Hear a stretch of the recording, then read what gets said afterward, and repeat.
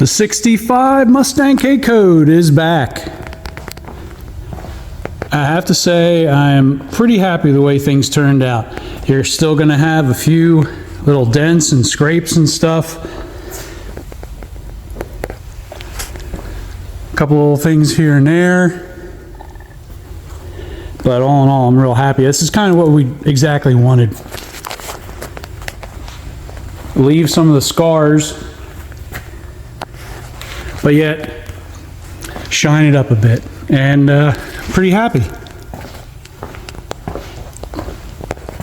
This car earned these scars over the years, so I figure on leaving them. The major paint work was done on the quarter panels, and they turned out really well. Very happy with those. And you can see all the original lead work in here.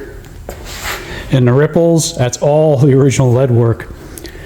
They really didn't do a stellar job on that, and that's what I like seeing, because that's like, when they're restored, that's gone. Same with this side. You can see just how all those little ripples throughout there. And that's what kind of makes this car cool, its flaws. So overall, very happy with how it turned out. It's got a great shine on the roof. This is the paint that we never did any paint work here. Deck lid, same exact way. Rear tail panel, all that the same. Just really happy with all its imperfections. Dent there, just cool stuff like that.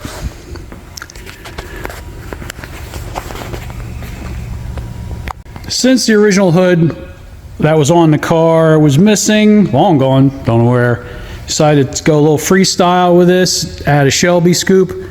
It's all metal, bonded in, body worked out, and a hole in the center. So I think this is going to look really cool on the car once it's all together. The underside of the car was really dirty, so while at the paint shop, they offered us the option of having dry ice blasting done on the undercarriage. So we did it. Here's the process as they were doing the car. It's really a pretty amazing deal how they can knock off all the dirt and grime and undercoating to leave behind a naturally painted surface from the factory. Love the process. Here you can see the result. Looks like it was put together yesterday. Really a great process. Now, not every car is a candidate for this. You got to make sure you got something good to work with underneath the grime and nastiness, but this car definitely was, and very glad that we went that route. I've got several other cars ahead of it.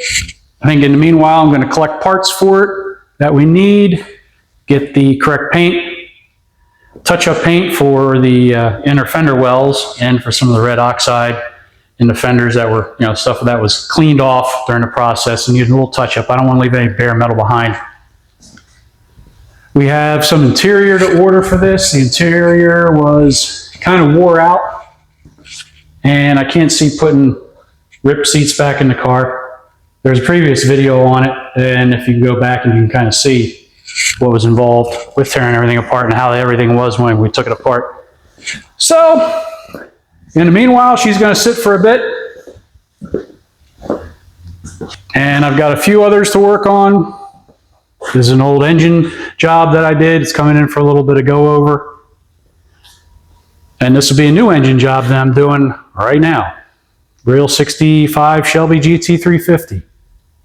It has a correct looking engine, but it's not correct for the car. What we did was build a correct date coded to the car 289 hypo engine for the car, and just an effort to slowly get this car more correct over a period of time. Something the owner's been wanting to do for a while. Also, I think the fact that oil leaks have kind of driven him to that point that the thing was leaving its spot wherever it parked. He was tired of that. So no time better than now that we could find the correct parts for the car to build a date code correct engine.